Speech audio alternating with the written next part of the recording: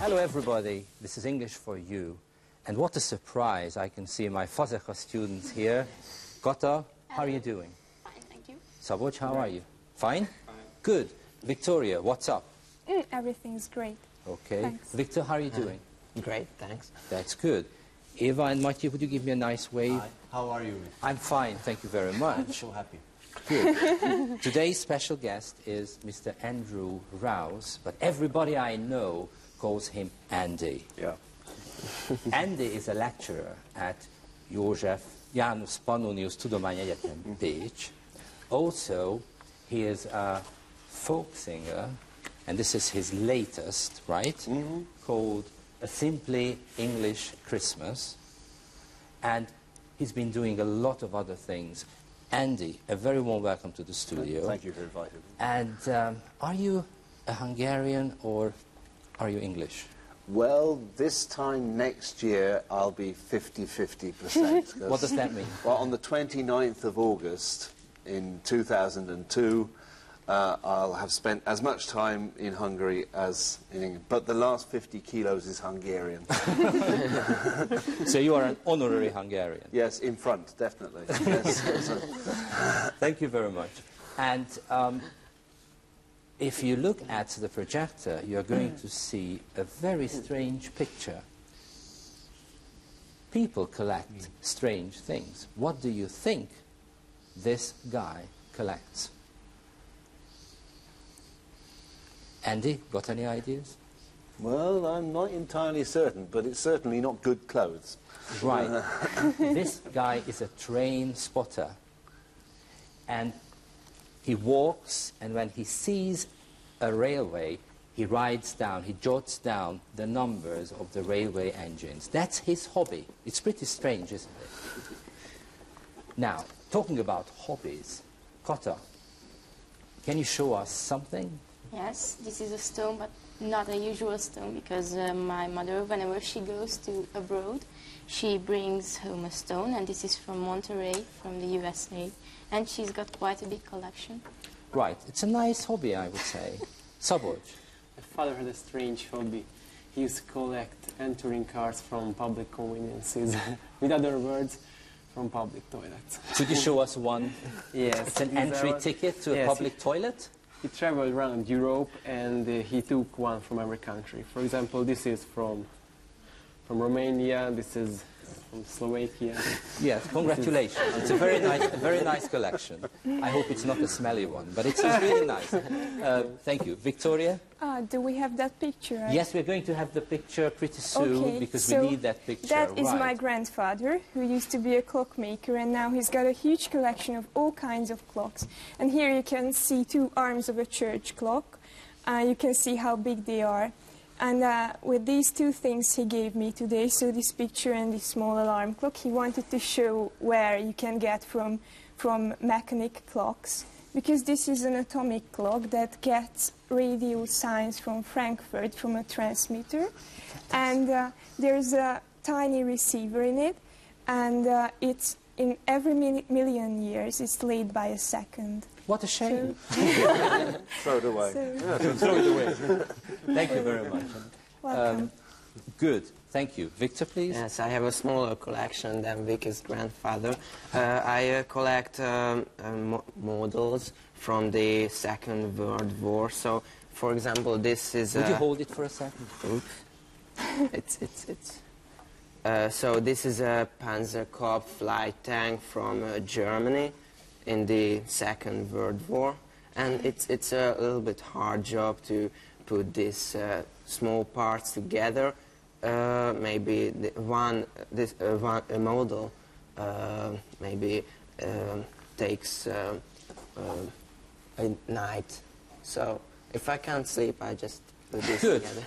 Good, very nice. Thank you very much. Andy, yes. Your hobby is, or one of your hobbies is to collect beer mugs. Yes. Now, this is the time to show us your I will do one that. piece of your collection, maybe Yeah. 2 pieces. Well, it's in fact 3. Okay. 3. I have to go digging here.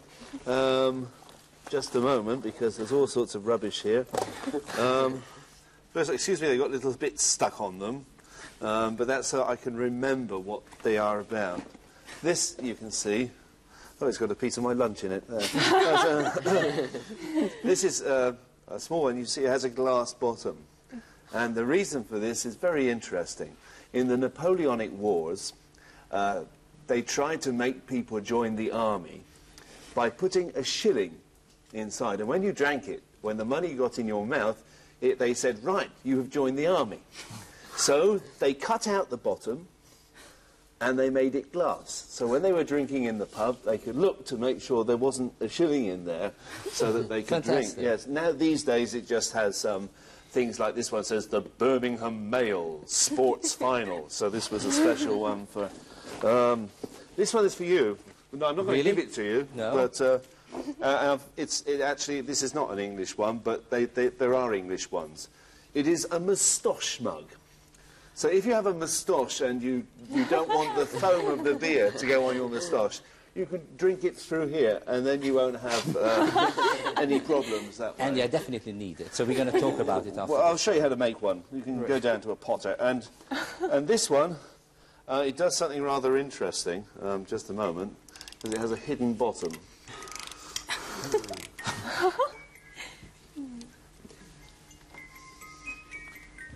Beautiful. Thank you very much. Excellent. There you are. If you ever want to cross the seas to Ireland, is the song. Yeah. It won't stop now, so the rest of the programme it will be playing. Thank you very much. Andy is an author of this book. It's called The British Pub. Where do you think the word pub comes from? If you've got an idea, would you just put up your hand? Pub. Got a Something about public or... Public? Yes. Very good idea. Like public toilets, you know. No. Public. Andy, over to you. So where does it come from? Yeah, public house. Right. And if I know well, there are more than 70,000 pubs in Britain. Very reassuring. Why do you think the British like their pubs so much? Well, I remember when I was younger, people just didn't keep alcohol at home. And I think you'd be very surprised to go into a Hungarian house and find that there was no alcohol ever at all. But people in Britain very often only drank alcohol when they went to a pub. It was a very important social place. And they discussed many things. We were talking, weren't we, about some of the things that they do in pubs. All sorts of sports, card games, and the last 20 or 30 years, intellectual quizzes. Yeah, so you imagine the Vágó István show. And what happens is that it doesn't happen in a television studio, it happens in a pub. And the local people, they work out difficult questions, and then 2 pubs play each other. Yeah? And then there's the regional finals, and then the very last one goes on the BBC. Yeah, the final goes on the BBC. Right, so it's also a pub activity now. Could you please look at this? What do you think it is, Andy? Well, it's a mistake, because there's no apostrophe on there, is there? But that's not surprising. Right, so this is an ensign, an authentic ensign, that's right, by the way. Yes. Would you please read it out? Yes, it's the Mason's Arms, home of the Lakeland Brewing Company. What does that tell you? Well, it tells me that the pub is named after the mason's job. You know what a mason is? If I say to you Freemason, can you think? If I say to you stonemason? I know it. Perry Mason? Szabadkőműves. Yes, okay, so without the free, just stonemason. Yes? This is, as you said, a kőműves. And it's interesting to remember that there are 2 different jobs in England. Yeah? One is the mason, who deals with stone, and the other is a bricklayer, who only makes houses out of bricks. Yeah? And the arms are not his arms, yeah, but the coat of arms, yeah? Because there would be a guild Do you think that the word guild would be a useful word? Yeah, I think so. Yeah, yeah. It's when all the people in one company, let's say, all the masons or all the carpenters got together and they had it was called a closed shop, a monopoly. Yeah? Right. Yeah? Good. Now we are going to go into this pub. Good. And group one, learn everything about the building. Group two, everything about the beer. Okay? Would you roll the tape, please?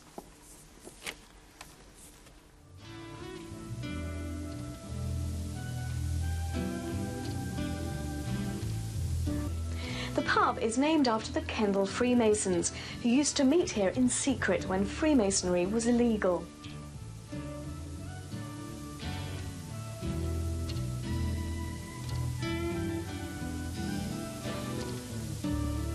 A converted farmhouse, the Mason's Arms has two splendidly old-fashioned bars with stone floors and low timber beam ceilings.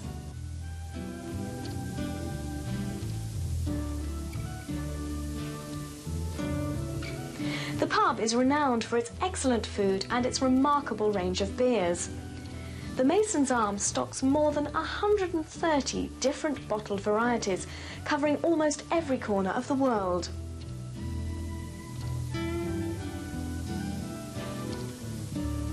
The pub also rotates the real ale served from the 4 hand pumps, as well as providing a damson beer and 2 traditional beers brewed by the Lakeland Brewing Company, which landlord Nigel Stevenson operates from a garage at the back of the pub.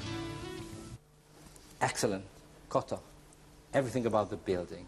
It's a converted farmhouse, and the Freemasons used to meet here when Freemasonry was illegal, and it has got 2 old-fashioned bars and stone floor and low ceilings. I'm amazed. Your English is just fantastic. Congratulations. And everything about the beer. They have more than 130 different bottles of variety, and these are from every country, and they have 2 kinds of traditional beer. Okay, this is the time to introduce 2 words. This is the first, bottled beer. I think it needs no explanation. It's self-explanatory. Beer in bottle. Now the second one is called draft beer, and you need hand pumps to get the beer. Okay? Andy, do you think it's a typical pub? I hope it still is, yes. Unfortunately, big business tends to change the insides of pubs. But yes, I think this is fairly typical. And do you think it's a good idea to have stone floor instead of thick carpets? Well, not just the stone floor, but traditionally they put sawdust on the floor, and it was called a spit and sawdust pub, because you go, yes, and it was very easy to sweep it up at the end, you know. Very British, right? Yes, right. Oh yes, we're great spitters. By the way, I think, thank you. This is the time to ask the obvious question, whether you know the difference between beer and wine. So what is the difference? Victoria?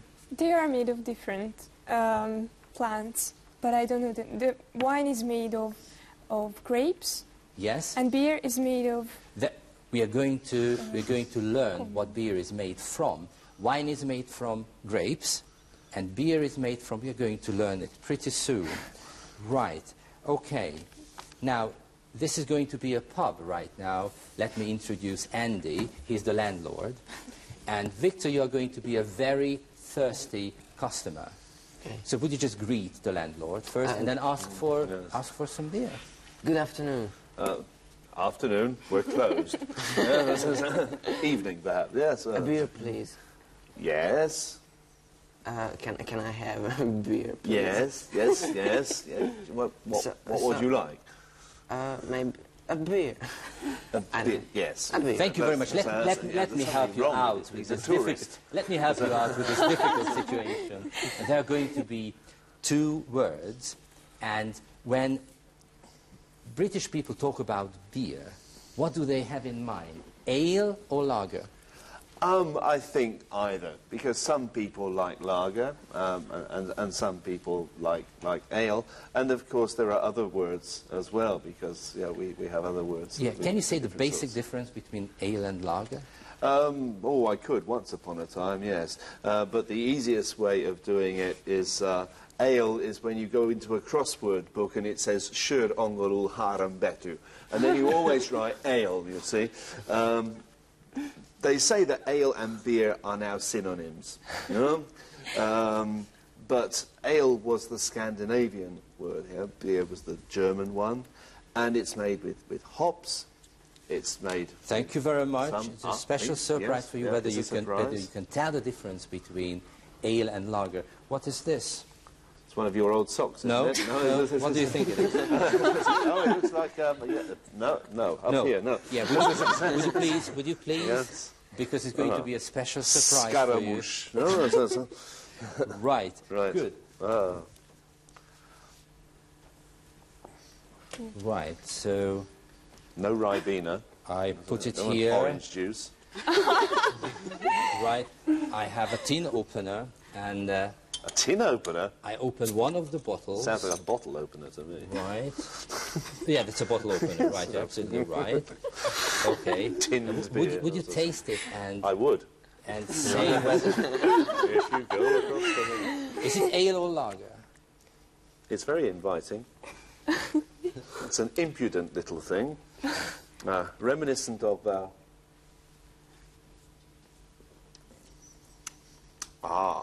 Yes. Take your time. Have you got another glass? Yes. Yes. Would you put it down, please? I have to Would put you this one down. I can't it find down? it. Yeah, put it down. Put it down where? Over there. Yeah. Here's a pogacha for you. Oh, Just it's to to taste remove it. the flavour, yes, Yeah. okay, fine. Remove the flavour. My father says he comes to Hungary for the poggies and the foggies. Do you know what a foggy is? No. Here is the other one. Right. Yes. Would you take Don't cheat, please. Taste it. Hang on. Yes, you're... Yes, right. Yeah.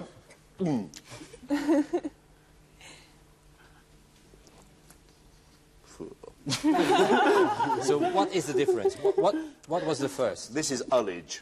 I can So tell what you was that. the first? Now you can remove this, whatever it is. Yes. The first one was very nice indeed. Yeah. Yes. So what is the No. first one? The first one is probably speckled hen, is it, or something like bishop's tipple? Or Bishop's something? finger. Yeah, finger, right. Bishop's Okay, finger. I wasn't Fantastic. Too far away, yeah.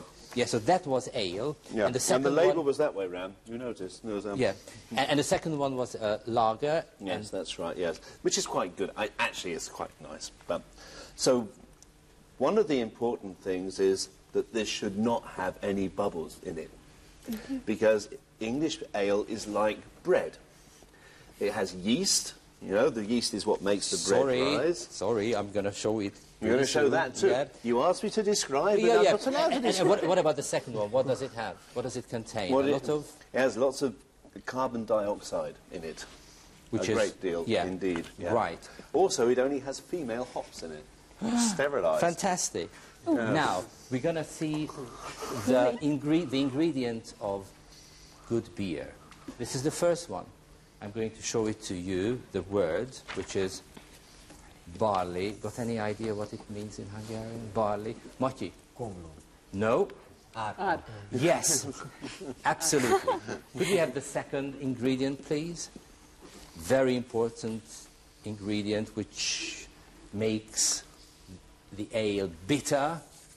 And the word for this is hops. Matyi, your turn again. That's it. Excellent. And comes the third, which is again very, very important, and this is called yeast. And in Hungarian? Komló. No. Élesztő. Fantastic. Yes. Right, and obviously you need very good water. So these four are the most important ingredients. Okay? Now, just one more word. Malt. It's barley that has been kept in water and then dried. And this is again a very important ingredient as far as beer is concerned. Malt in Hungarian? It's Mollart. Mollart, Yes, excellent. yes, yes. Now we are going to a microbrewery, and you're going to see the process of ale making. My question is, how many huge containers, how many huge vessels can you see? Different containers, different vessels. How many? Would you roll the tape, please? With a staff of only 2, Stig has a hands-on approach to the brewing process, which begins by loading in the malt for milling. From the mash tun, where the crushed malt is mixed with hot water to extract the sugars, to the copper, where the resulting sweet wort is boiled, the variety of equipment used is very typical of a microbrewery. You won't find many large breweries using direct burners to heat the copper.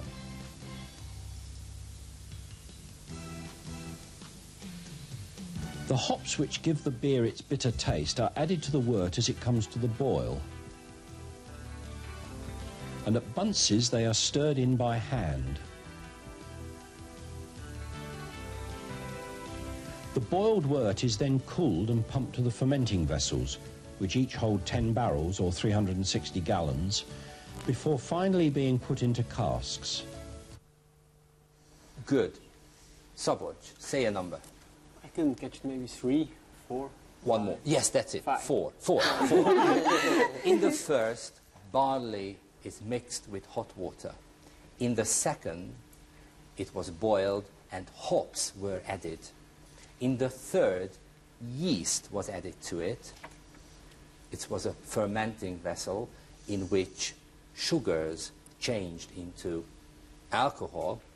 And the fourth vessel was the cask, or the... Could you have another name for this? There are many of them. Keg, hogshead, Right. barrel. Barrels, Yes. casks. Okay, so that was the fourth. Now, talking about ale, we have different varieties of ale, and I think they are the most popular ales. Probably, maybe. yes, yes. Yeah, over to you. Yeah, okay. Well, bitter, I think, is the most popular. And you know the word bitter anyhow, yes? Bitter lemon and so on. So it's not a sweet thing, you know? And I think most English people don't like their stuff too sweet. Stout, you also know, it's the dark Irish beer, which needs no advertising, so I won't say the name. Okay.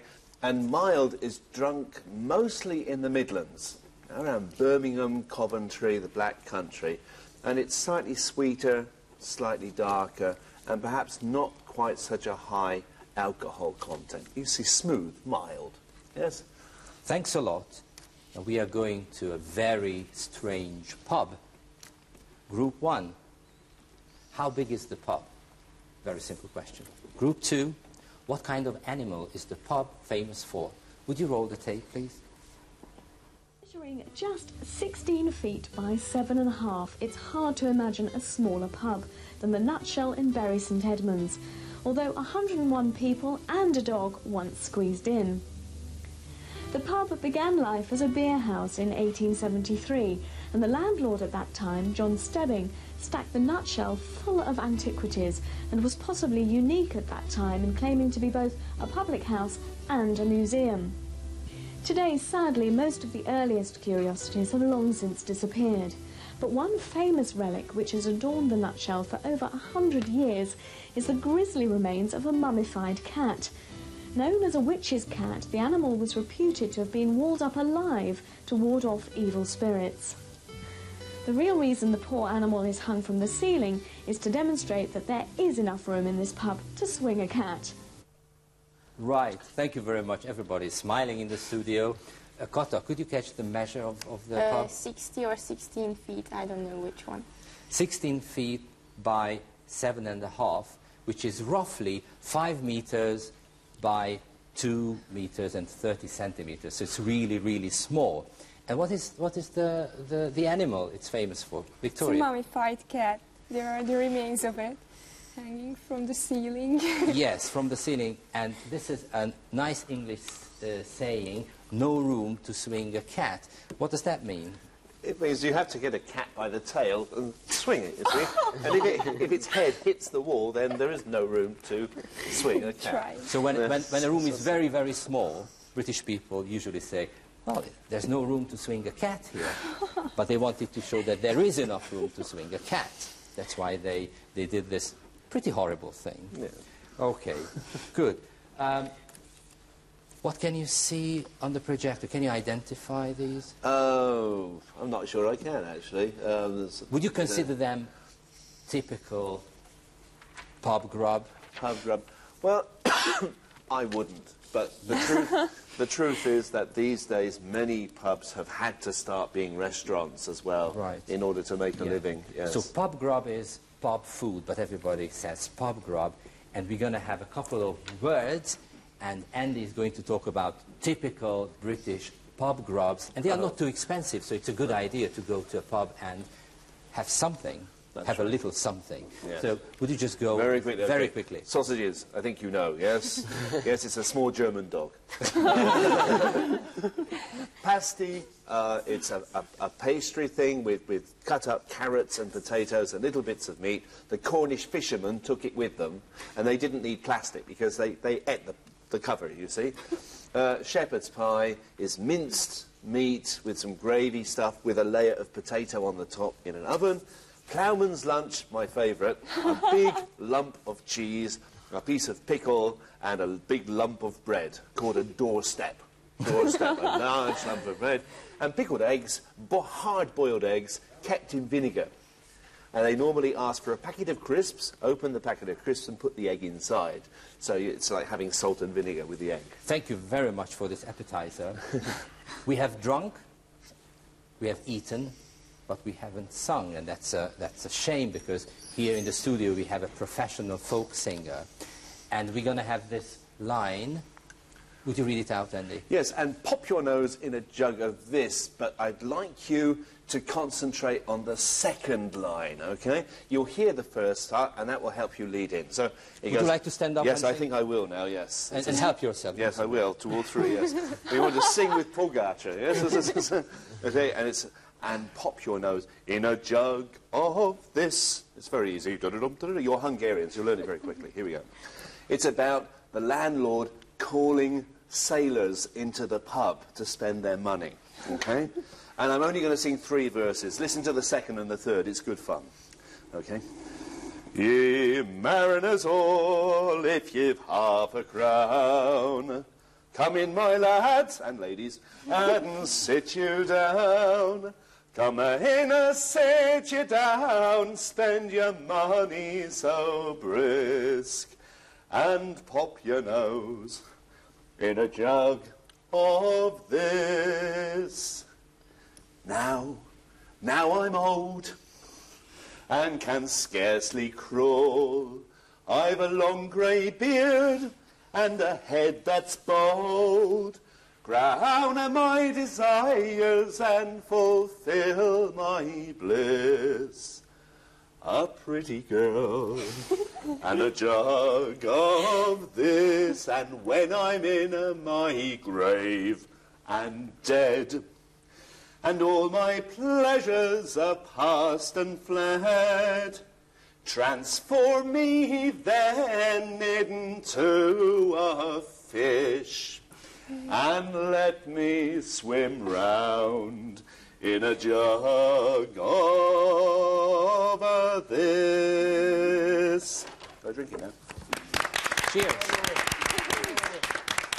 Thank you very much. So we've learned a lot how to make beer, what to eat, what to drink. See you next week. Thank you very much, Andy. Nice to have Thanks seen a you. lot. Yes. Even nice to have seen you as well.